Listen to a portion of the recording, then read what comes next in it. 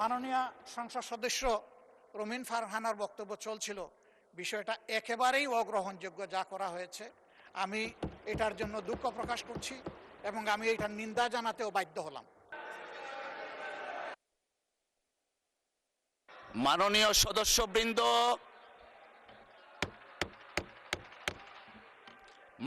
সদস্যবৃন্দ, please let us discipline ourself. মাননীয় chief whip, আপনি দাঁড়িয়েছিলেন।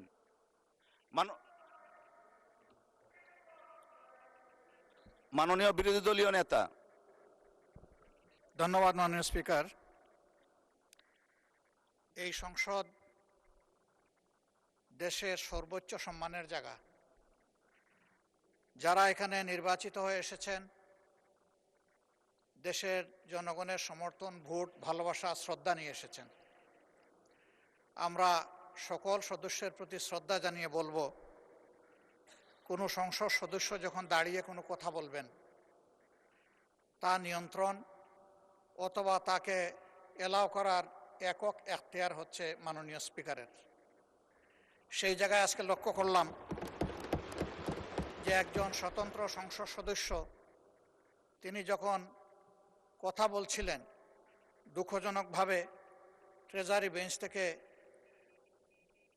সম্মানিত কিছু সদস্য এমন কিছু অঙ্গভঙ্গি করেছেন যেটা আমার বিবেকে আঘাত লেগেছে। আমি এটা আশা করি না। এমনকি আমি এও লক্ষ্য করলাম, একবার দুইবার নয়, 4 বার 5 বার নির্বাচিত হয়ে এই সংসদে যারা এসেছেন তাদের কেউ কেউ এই কাজটা করেছেন। আমি এখানে তাদের নাম বলে আমি নিজে লজ্জা পেতে চাই না।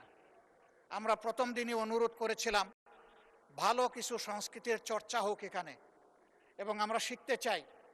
আমরা জাতিকে নিজে শিখব, জাতিকেও আমাদের সাথে উদ্বুদ্ধ করব। মাননীয় স্পিকার, আজকে দুইবারই লক্ষ্য করলাম যে ট্রেজারি বেঞ্চ যেখানে আপনাকে সবচেয়ে বেশি সহযোগিতা করার কথা, সেখানে আপনি বারবার অনুরোধ করা পক্ষেও তিনারা চালিয়েই যাচ্ছেন। আপনি মাইক দেন নাই, তারপরেও সংসদে কি হচ্ছে আমরা কিছুই বুঝতে পারছি না। আর শেষমেশ যখন মাননীয় সংসদ সদস্য রুমিন ফারহানার বক্তব্য চলছিল, বিষয়টা একেবারেই অগ্রহণযোগ্য যা করা হয়েছে। আমি এটার জন্য দুঃখ প্রকাশ করছি এবং আমি এটার নিন্দা জানাতেও বাধ্য হলাম। ধন্যবাদ মাননীয় স্পিকার। ধন্যবাদ মাননীয় বিরোধী দলীয় নেতা।